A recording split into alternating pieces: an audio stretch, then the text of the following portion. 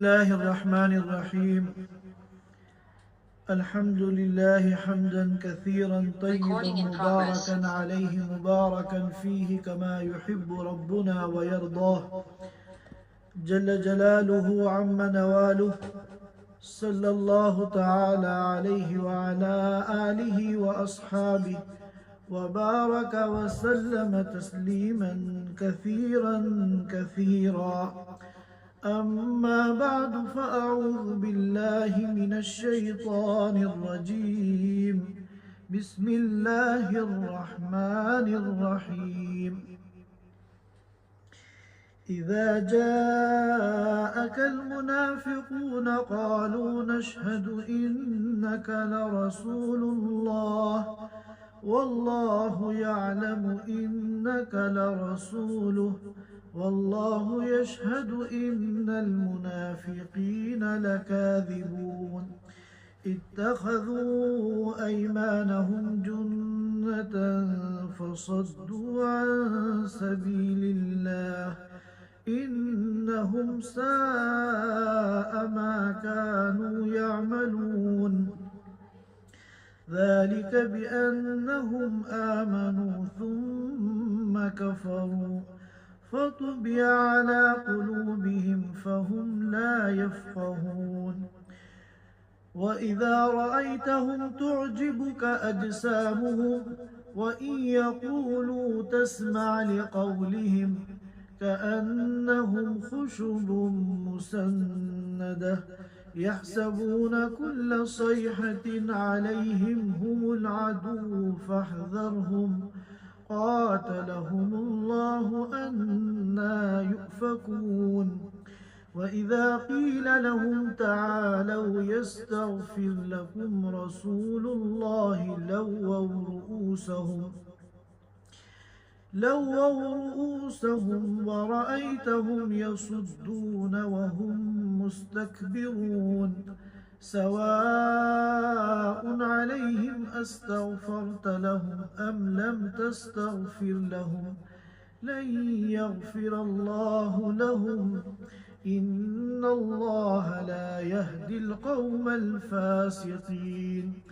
هم الذين يقولون لا تنفقوا على من عند رسول الله حتى ينفضوا ولله خزائن السماوات والأرض ولكن المنافقين لا يفقهون.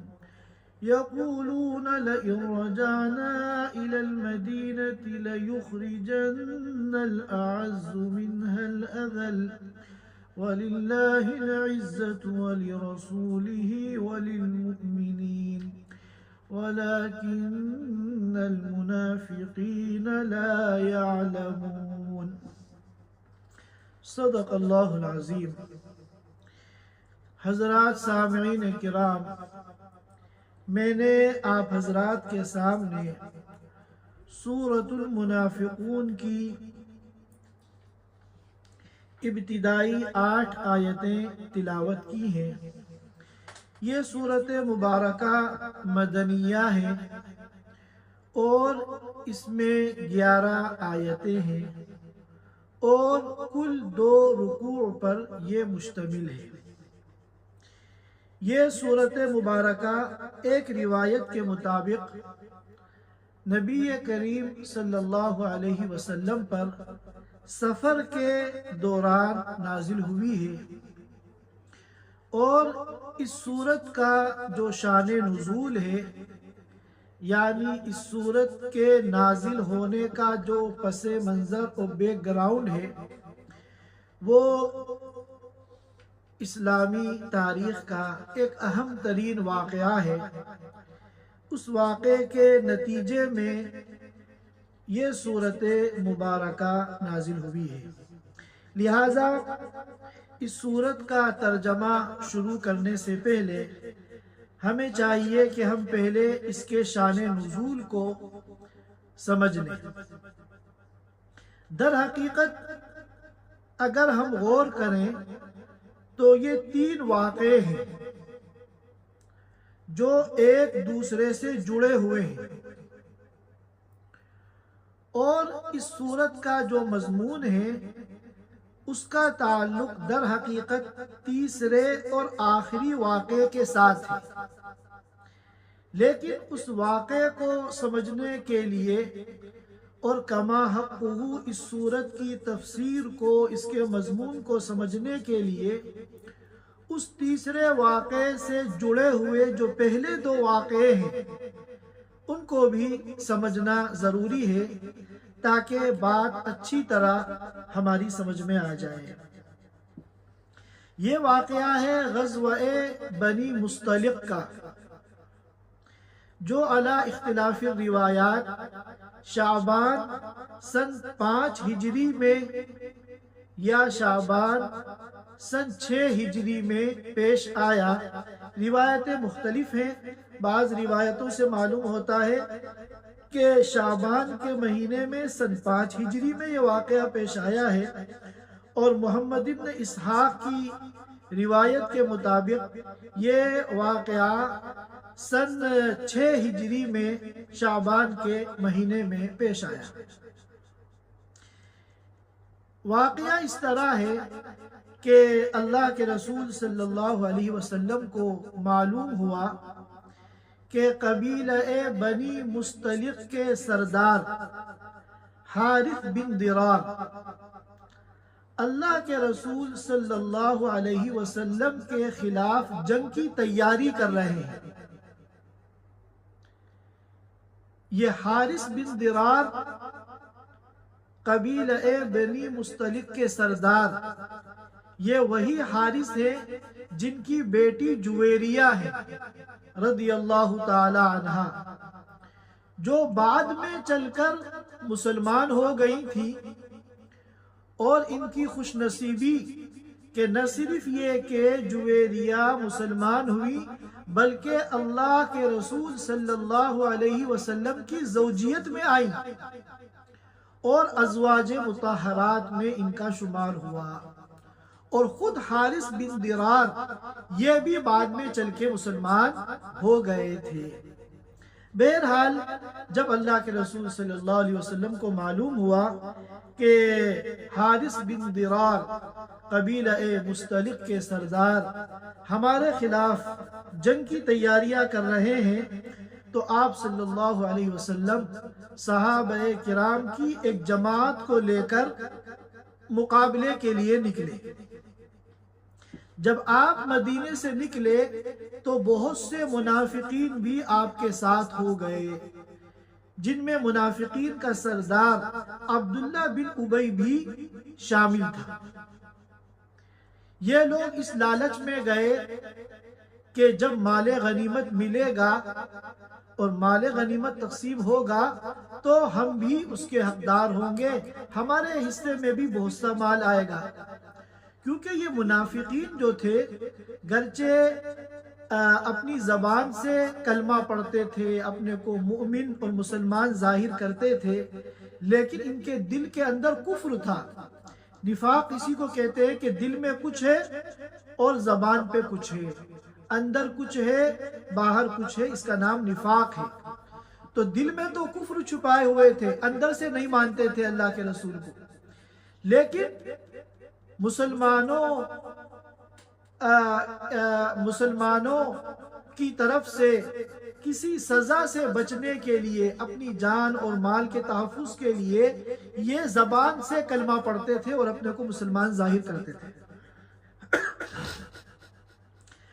تو یہ منافقین منافق ہونے کے باوجود، دل میں کفر کے چھپے ہونے کے باوجود، اتنا ان کو پتا تھا کہ مسلمانوں کے ساتھ اللہ کی مدد ہوتی ہے، اور یہ جو بنی مصطلق ان کے ساتھ جنگ کرنا چاہ رہے ہیں، یہ ان سے جنگ جیت نہیں پائیں گے، مسلمانوں ہی کو فتح ہوگی، کیونکہ ان کے ساتھ اللہ کی مدد ہے اور سارا ان کا مال غنیمت مسلمانوں کو ملے گا، لہٰذا ہم بھی اس میں شریک ہو جائیں تاکہ ہم بھی مال غنیمت کے مستحق بن جائیں۔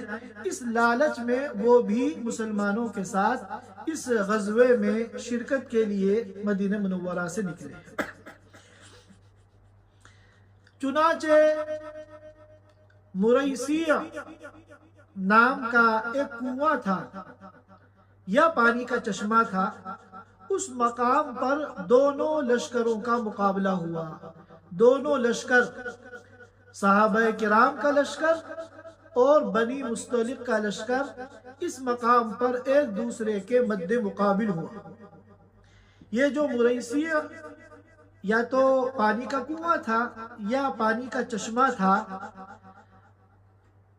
इसी वजह से कि चूंकि ये जंग इस मकाम पर हुई थी, इस गज़वे का दूसरा नाम है गज़वा-ए मुरैसिया।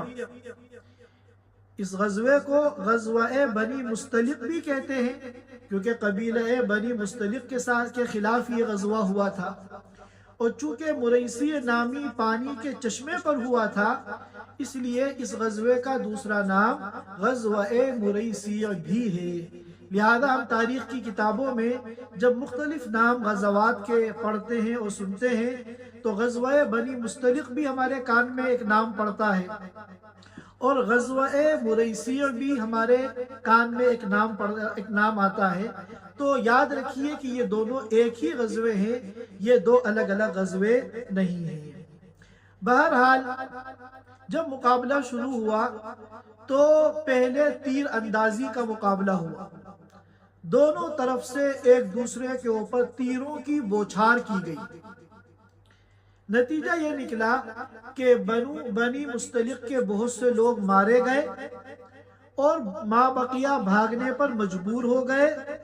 अल्लाह ताला ने मुसलमानों को फतह अता फरमाई और बहुत सारा माल गनीमत मुसलमानों को उनका मिला, माल भी मिला और बहुत से उनके मर्द और औरत कैद होकर मुसलमानों के पास आ गए, जो बाद में चलकर शरई एतबार से जो मर्द होते हैं वो गुलाम बन जाते हैं और जो औरतें होती हैं वो बांदियां बन जाती हैं। तो गुलाम बांदी ये भी माल की एक किस्म है। तो इस किस्म का माल भी बहुत सा मुसलमानों के हाथ लगा। अब ये वाकया खत्म हो गया, ये एक वाकया खत्म हो गया, मगर इसी से जुड़ा हुआ एक दूसरा वाकया है। वो वाकया ये हुआ कि मुरैसिया जो पानी का कुआं या पानी का चश्मा था, उस पानी को लेकर एक मुहाजिर सहाबी और एक अंसारी सहाबी के दरमियान लड़ाई हो गई, इख्तिलाफ हो गया। ये एक नागवार वाकया और एक तकलीफ दे वाकया पेश आया। यहाँ तक के दोनों के दरमियान कत्ल क़िताल की और मारपीट की नौबत आ गई। अब जो मुहाजिर सहाबी थे उन्होंने मदद के लिए मुहाजिरीन को पुकारा और जो अंसारी सहाबी थे उन्होंने मदद के लिए अंसार को पुकारा। इन दोनों के पुकारने पे कुछ मुहाजिरीन इसकी मदद के लिए पहुंचे और कुछ अंसार अपने अंसारी भाई की मदद के लिए पहुंचे और करीब था कि कत्लो क़िताल की नौबत आ जाती दोनों ग्रुपों के दरमियान, जो कि अहले ईमान है, असहाबे रसूल हैं। किसी ने अल्लाह के रसूल सल्लल्लाहु अलैहि वसल्लम को इस सूरत हाल से आगाह किया। आप सल्लल्लाहु अलैहि वसल्लम फौरन तशरीफ लाए और आपने सख्त गुस्से का और नाराजगी का इजहार किया। फरमाया, मा बालू दावल जाहिलिया, ये कैसा जाहिलियत का नारा है। ये जो तासुब है कौमी कि हम मुहाजिर हैं, हम मुहाजिर की मदद करेंगे, हम अंसार हैं, हम अंसारी की मदद करेंगे, ये तो असबियत जाहिलिया है, ज़माने जाहिलियत की असबियत है। ये जो असबियत जाहिलिया है कि अपनी कौम, अपनी बिरादरी, अपना खानदान, अपनी फैमिली का साथ देना, चाहे वो हक पर हो चाहे बातिल पर हो, सिर्फ इस वजह से कि ये हमारी पार्टी का आदमी है। ये है असबियत जाहिलिया। हमारे दीन में, हमारे इस्लाम ने जो अहले अरब में زمانہ جاہلیت سے یہ عصبیت کوٹ کوٹ کے بھری ہوئی تھی. سارے اختلافات اپنی قوم کی بنیاد پر ہوتے تھے، حق اور باطل کی بنیاد پر نہیں. اسلام نے اس کو رد کیا، اس کو کنڈیم کیا کہ جب بھی کہیں کوئی اختلاف ہو، آپ کو اگر ساتھ دینا ہے، آپ کو اگر حمایت کرنی ہے، آپ کو اگر تائید کرنی ہے تو اپنی قوم اور برادری کی بنیاد پر نہ کرو بلکہ حق اور باطل کی بنیاد پر کرو. اگر تمہاری برادری والا، تمہارے خاندان والا، تمہارے قبیلے والا، چاہے تمہارے گھر والا ہو، تمہارا باپ ہو یا تمہارا بیٹا ہو، اگر وہ حق پر نہیں ہے تمہیں اس کا ساتھ نہیں دینا ہے. تمہیں ساتھ اس کا دینا ہے جو حق پر ہے، جو مظلوم ہے، چاہے وہ تمہارے خاندان کا ہو، چاہے وہ تمہارے برادری کا ہو یا نہ ہو، چاہے وہ تمہارے باپ کے خلاف کھڑا ہو، چاہے وہ تمہارے بیٹے کے خلاف کھڑا ہو، چاہے وہ تمہاری بیوی کے خلاف کھڑا ہو، اگر وہ حق پر ہے تو تمہیں اس کا ساتھ دینا ہے.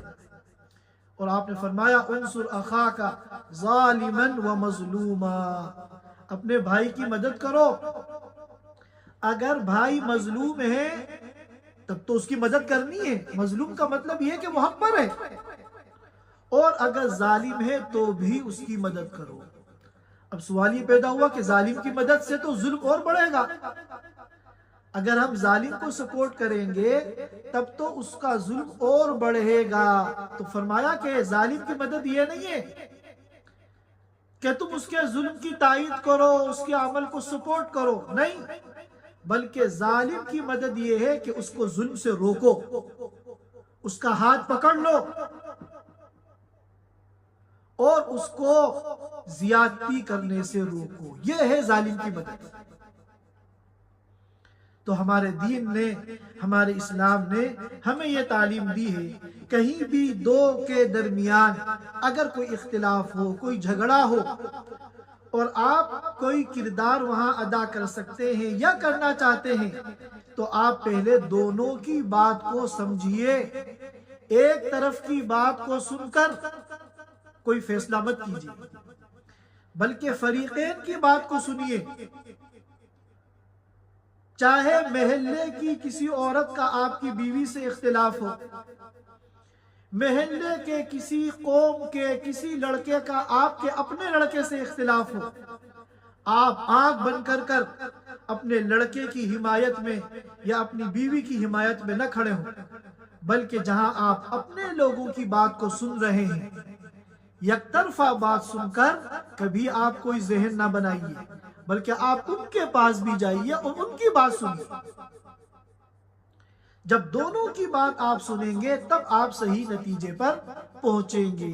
ایک طرف کی بات سننے والا کبھی بھی حق اور باطل کو نہیں پہچان سکتا. اب اگر آپ کے قبیلے والا، آپ کے خاندان والا، آپ کی فیملی والا حق پر ہے تو بھرپور آپ اس کا ساتھ دیجیے، لیکن اگر وہ حق پر نہیں ہے تو آپ اس کو روکیے اور جو حق پر ہے آپ اس کا ساتھ دیجیے. یہ ہمارے دین کی تعلیمات ہیں اور یہ اسلام کی بیوٹی اور خوبصورتی ہے. لیکن ہر دور میں مسلمان اپنی اسلامی ان تعلیمات پر عمل نہ کرنے کی وجہ سے ذلیل ہوتے ہیں اور اختلافات ہوتے ہیں، فتنے ہوتے ہیں، قومیں تباہ و برباد ہو جاتی ہیں. لہذا چاہے کوئی چھوٹا قضیہ ہو چاہے بہت بڑا قضیہ ہو، ہمارے یہاں جو معیار ہونا چاہیے وہ حق اور باطل ہونا چاہیے، اپنا اور پرایا نہیں. یہ ہماری پارٹی کا ہے لہذا اس کے ساتھ خون معاف، اور یہ ہماری پارٹی کا نہیں ہے لہذا یہ مجرم ہے اور یہ ظالم ہے اور یہ باطل ہے. آنکھ بند کر کے ہمیں یہ کوئی فیصلہ نہیں کرنا ہے. چنانچہ جب اللہ کے رسول صلی اللہ علیہ وسلم نے موقع پر پہنچ کر یہ تقریر فرمائی اور مہاجرین کو اور انصار کو سمجھایا تو ظاہر ہے کہ یہ تو وقتی طور پر شیطان کے بہکاوے میں آ کر اس آزمائش کے اندر مبتلا ہو گئے تھے۔ جب اللہ کے رسول صلی اللہ علیہ وسلم کی باتیں سنی تو دونوں کی آنکھیں کھل گئی، دونوں کو اپنی غلطی کا احساس ہوا کہ ہم تو پھر ظلمت کے اسی گڑھے میں جا رہے ہیں، ظلمت کے جن گڑھوں سے اسلام نے ہمیں نکالا تھا۔ ان کو ندامت ہوئی، افسوس ہوا، اور بعد میں جب تحقیق کی تو پتہ چلا غلطی جو تھی وہ مہاجر صحابی کی تھی، اور بیچارے انصاری صحابی جو تھے وہ زخمی ہو گئے تھے اس لڑائی میں۔ تو انصار صحابہ کے بڑے سرداروں میں عبادہ بن صامت رضی اللہ تعالی عنہ نے ان انصاری صحابی کو ترغیب دی کہ تم حق پر ہو اور تمہارے ساتھ زیادتی ہوئی ہے، تمہارے زخم لگ گیا ہے، تم جو ہے اس کو معاف کر دو۔ انہوں نے خوشی خوشی اپنے مہاجر بھائی کو معاف کر دیا، اور یہ تھوڑی دیر پہلے جھگڑا کرنے والے ظالم اور مظلوم پھر پہلے کی طرح سب بھائی بھائی ہو گئے۔ یہ دوسرا واقعہ تھا، یہ بھی ختم ہو گیا۔ اب اصل واقعہ تیسرا ہے، اور یہ سب واقعے ایک دوسرے کے ساتھ جڑے ہوئے ہیں، لہذا تمام واقعات کو سمجھنا ضروری ہے تاکہ اس سورت کا پورا مضمون ہماری سمجھ میں اچھی طرح آ جائے۔ اب تیسرا واقعہ یہاں سے شروع ہوتا ہے کہ مسلمانوں کے لشکر میں جو منافقین بھی موجود تھے، اور ان منافقین میں ان کا سردار عبداللہ بن ابی بھی تھا۔ عبداللہ بن ابی نے اپنی مجلس میں جہاں منافقین بھی تھے، اور چونکہ یہ مدینہ کا رہنے والا تھا کچھ انصاری صحابہ بھی ہوں گے، اور زید بن ارقم رضی اللہ تعالیٰ عنہ یہ بھی وہاں موجود تھے۔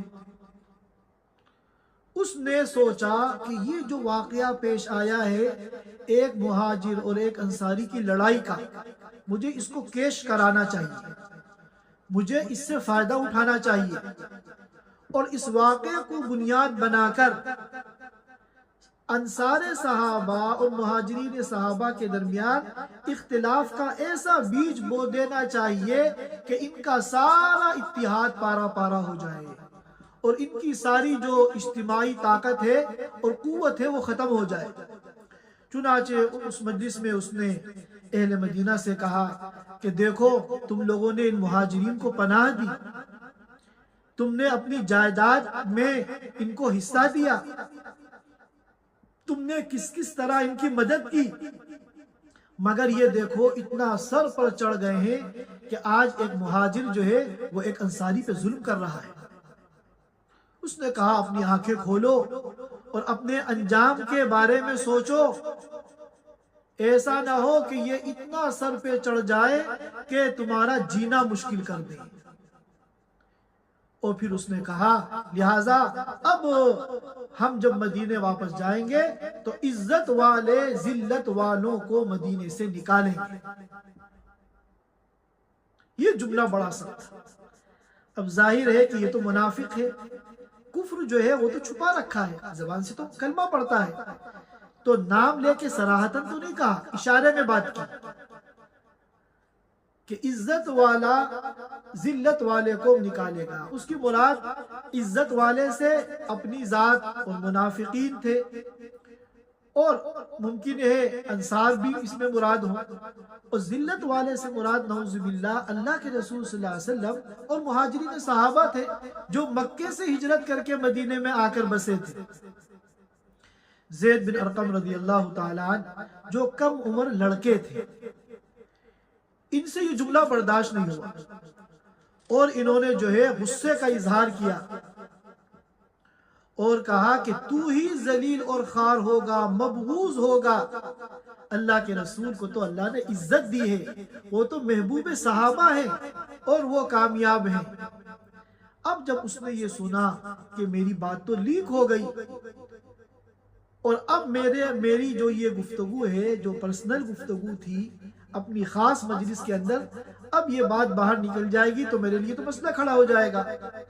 تو وہ کہنے لگا نہیں میں تو مذاق کر رہا تھا، میری اللہ کے رسول کے خلاف بات کرنے کی اور سازش کرنے کا کوئی ارادہ نہیں ہے، میں تو یہ سب باتیں ہنسی مذاق میں کر رہا تھا۔ مگر زید بن ارقم رضی اللہ تعالیٰ عنہ وہاں سے اٹھے اور سیدھے اللہ کے رسول صلی اللہ علیہ وسلم کی خدمت میں حاضر ہوئے، اور عبداللہ بن ابی، یہ جو سردار تھا منافقین کا، اس کی پوری بات اللہ کے رسول صلی اللہ علیہ وسلم کو بتائی۔ یہ پورے واقعات تفصیل کے ساتھ حضرت مفتی شفیع صاحب رحمۃ اللہ علیہ نے معارف القرآن کے اندر نقل فرمائے۔ اللہ کے رسول صلی اللہ علیہ وسلم نے جب سنا تو آپ سخت ناراض ہوئے، آپ کے چہرے کا رنگ بدل گیا اور پریشانی کے آثار آپ کے چہرے پہ نمایاں ہو گئے۔ آپ نے فرمایا کہ زید بن ارقم سے کہ تم جھوٹ تو نہیں بول رہے ہو؟ لیکن نہیں اللہ کے رسول، قطعاً نہیں۔ فرمایا کہ تمہیں غلط فہمی تو نہیں ہو رہی ہے؟ تو نہیں اللہ کے رسول، قطعاً مجھے کوئی غلط فہمی نہیں ہے، یہ تو ایسی سب باتیں ہیں۔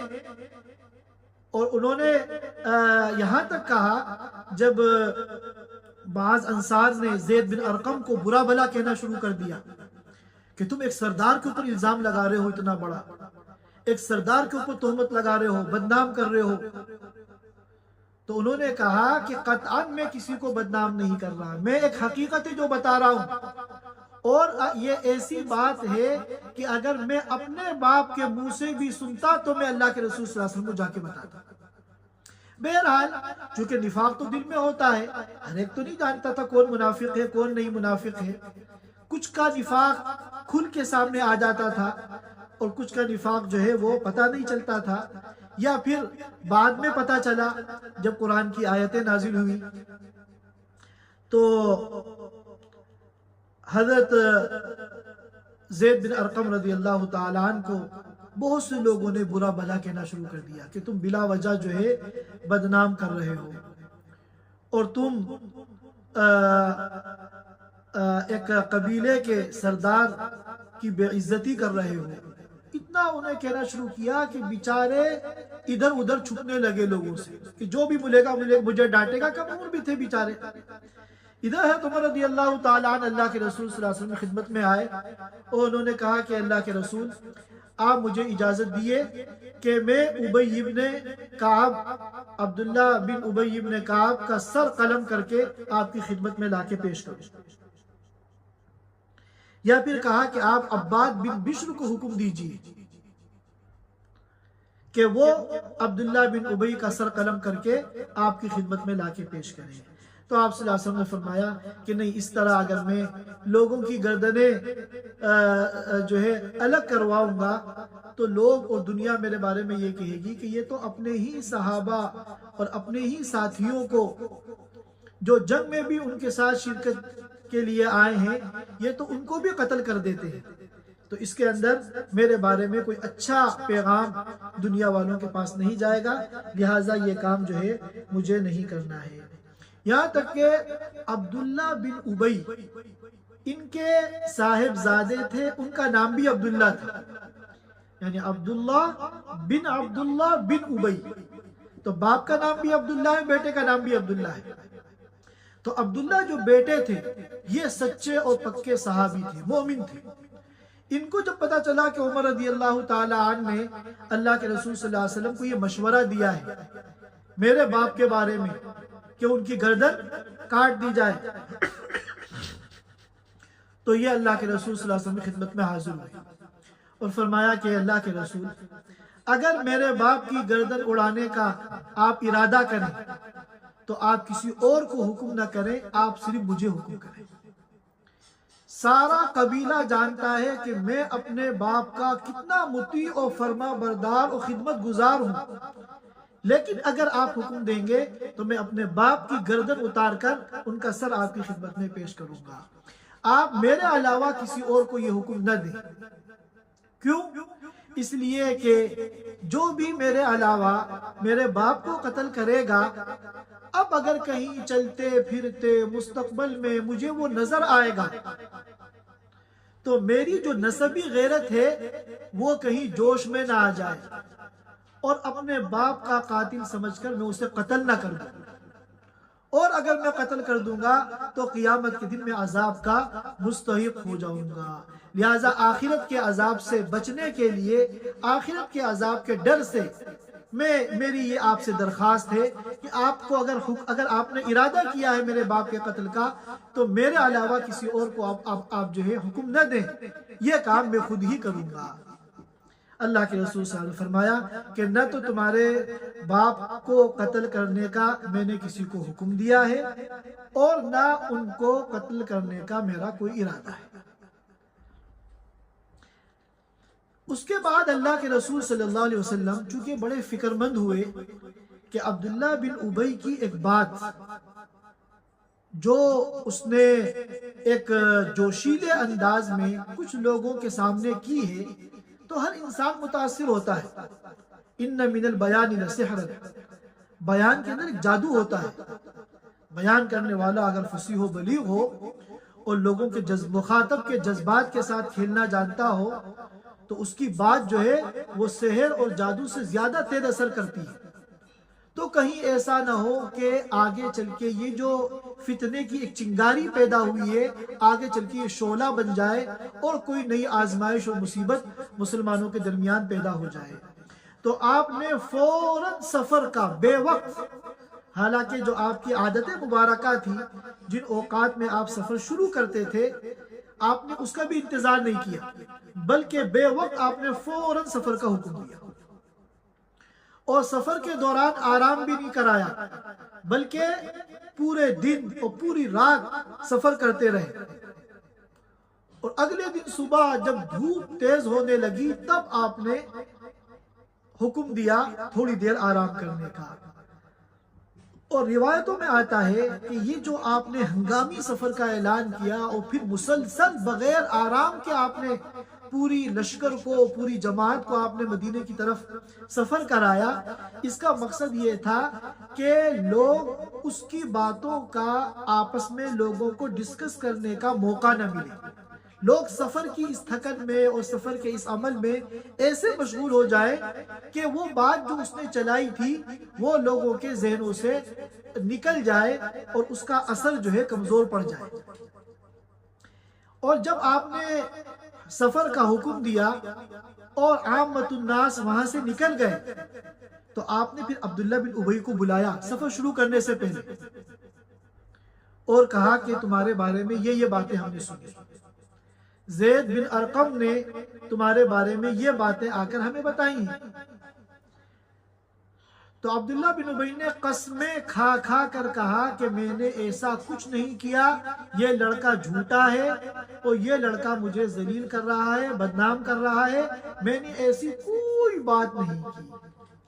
اب اللہ کے رسول صلی اللہ علیہ وسلم اپنے وجدان کے اعتبار سے جو بھی سمجھتے ہو، لیکن چونکہ کوئی پروف نہیں تھا زید بن ارقم کے پاس، اور جن پر الزام تھا اس نے قسم کھا کے انکار کر دیا، تو آپ نے اس کے عذر کو قبول کر لیا اور پھر اس کو کچھ نہیں کہا، اور یہ سفر مدینے کا جو ہے شروع ہو گیا، واپسی کا سفر۔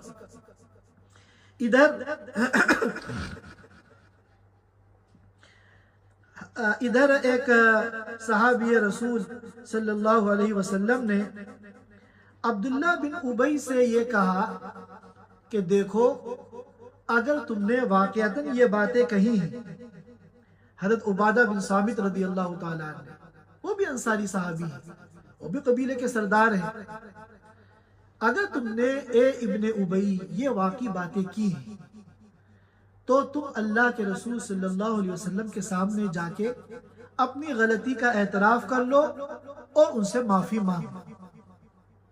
یہ بات سن کے عبداللہ بن ابی نے نفرت کے انداز میں اپنا منہ پھیر لیا، اپنا منہ دوسری طرف کر لیا۔ تو عبادہ بن صامت رضی اللہ تعالیٰ نے کہا کہ تم نے جو یہ منہ پھیرا ہے، میرے مشورے کو تم نے ریجیکٹ کیا ہے، اگر واقعتاً تم نے یہ جرم کیا ہے تو اللہ تعالیٰ ضرور قرآن نازل کریں گے تمہارے بارے میں۔ اب ادھر یہ قافلہ جا رہا ہے مدینے کی طرف، زید بن ارقم کیونکہ کوئی ان کی بات ماننے کے لیے تیار نہیں، ہر ایک عبداللہ بن ابی نے ان کو جھوٹا بنا دیا۔ یہ لوگوں سے چھپتے پھر رہے ہیں، مگر ان کا ایمان اور ان کا یقین، سبحان اللہ، یہ اللہ کے رسول صلی اللہ علیہ وسلم کی سواری کے قریب لگے ہوئے ہیں، اور ان کو یقین ہے کہ ساری دنیا مجھے جھوٹا سمجھ رہی ہے، لیکن میرے بیان کی حقیقت اللہ تعالیٰ کے اوپر مخفی نہیں ہے، میں سچا ہوں، یہ جھوٹا دلوں کا حال تو اللہ جانتے ہیں، یقیناً اللہ تعالیٰ میری برات میں قرآن نازل کریں گے۔ اس لیے وہ اللہ کے رسول کی سواری کے بالکل قریب کہ کب وحی آتی ہے اور میرے اوپر سے الزام ختم ہوتا ہے۔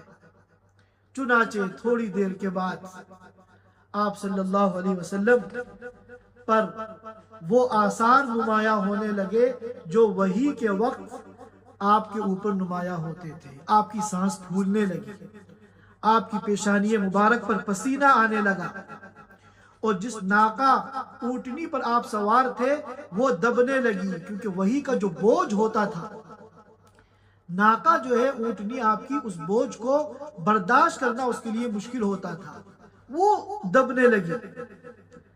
تو سمجھ گئے کہ اللہ کے رسول صلی اللہ علیہ وسلم پر وحی نازل ہو رہی۔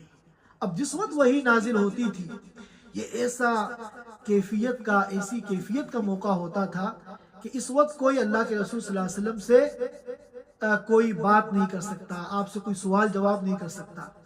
تھوڑی دیر کے بعد جب یہ کیفیت ختم ہوئی تو آپ صلی اللہ علیہ وسلم نے اپنی سواری پر بیٹھے بیٹھے، زید بن ارقم تو آگے پیچھے اس امید پہ ٹہل ہی رہے تھے وحی کے انتظار میں کہ مجھے ایسا کر دیا گیا ہے کہ میں کسی کو منہ دکھانے کے قابل نہیں بچا، مجھے جھوٹا بنا دیا گیا، اور سب مجھے ملامت کر رہے ہیں کہ تو نے سردار پہ الزام لگا دیا۔ تو اللہ کے رسول صلی اللہ علیہ وسلم نے ان کا کان پکڑ کے موڑا اور کہا، یا غلام صدق اللہ حدیثک، اے لڑکے، اللہ نے تیری بات کو سچ ثابت کر دیا، سچ قرار دے دیا۔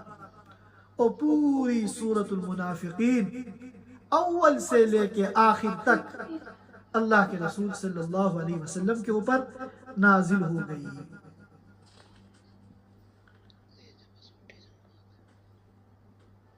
میں اس واقعے کو آج پورا کر لیتا ہوں، اور ان آیات کا جو ترجمہ ہے اور اس کے ان واقعات کے اندر اور آیت کے جو مضامین ہیں ان میں بہت سے فوائد ہیں اور بہت سے سبق ہیں ہمارے سیکھنے کے لیے۔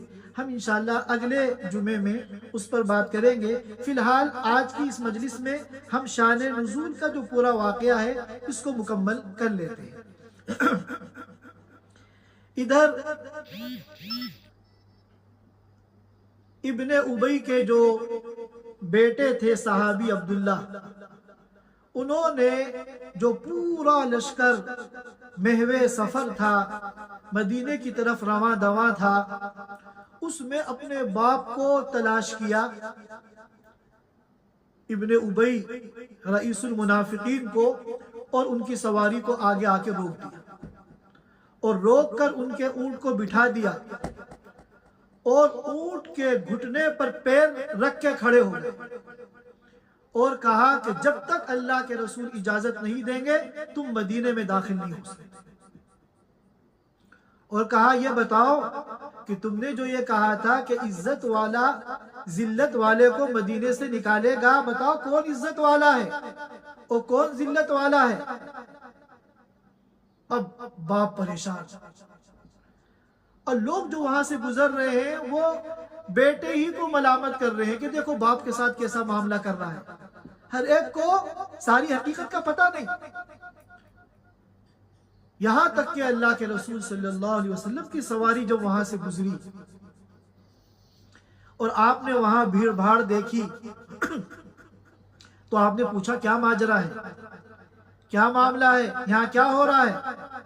تو صحابہ کرام نے بتایا کہ عبداللہ بن ابی کی سواری کو روک رکھا ہے ان کے بیٹے عبداللہ نے، جو سچے صحابی ہیں اور ایمان والے ہیں، اور یہ کہہ رہے ہیں کہ جب تک اللہ کے رسول اجازت نہیں دیں گے تم مدینے کے اندر قدم نہیں رکھ سکتے، اور تمہیں یہ بتانا پڑے گا عزت والا کون ہے اور ذلت والا کون ہے۔ تو اللہ کے رسول صلی اللہ علیہ وسلم نے جب قریب جا کے دیکھا تو وہ عبداللہ ابن ابی جو منافق ہے وہ کہہ رہا ہے زور زور سے کہ میں تو عورتوں سے بھی زیادہ ذلیل ہوں، میں تو بچوں سے بھی زیادہ ذلیل ہوں. منت کر رہا ہے، سماجت کر رہا ہے اور اپنی ذلت کا اعلان کر رہا ہے. تو اللہ کے رسول صلی اللہ علیہ وسلم نے جب سنا تو آپ نے ان کے بیٹے سے کہا کہ اب اس کا راستہ چھوڑو. جب یہ خود کہہ رہا ہے کہ مجھ سے زیادہ ذلیل کوئی نہیں ہے تو اب تمہارا مطالبہ پورا ہو گیا اور تم نے میری اجازت پہ بھی موقوف کیا تھا، میں بھی اجازت دے رہا ہوں، لہذا اب اس کا راستہ چھوڑ دو اور اس کو مدینے میں جانے دو. یہ صرف واقعات ہیں. جب ہم سورت پڑھیں گے تو پھر ہمیں یہ واقعات اچھی طرح سمجھ میں آئیں گے اور ان واقعات کو ذہن میں رکھ کر جب ہم ان آیتوں کا ترجمہ کریں گے تو یہ آیتیں بھی ہمیں اچھی طرح سمجھ میں آئیں گی. آج چونکہ دیر ہو گئی ہے، اگر ہم ترجمہ کریں گے تو درس لمبا ہو جائے گا. آج ہم اسی پہ اکتفا کرتے ہیں. اللہ تعالی ہم سب کو قرآن کو، قرآنی علوم کو سمجھنے کی، عمل کرنے کی توفیق عطا فرمائے. وآخر دعوانا الحمدللہ رب العالمین. Thanks for watching. Don't forget to like, comment, share and subscribe to Al Wahid channel.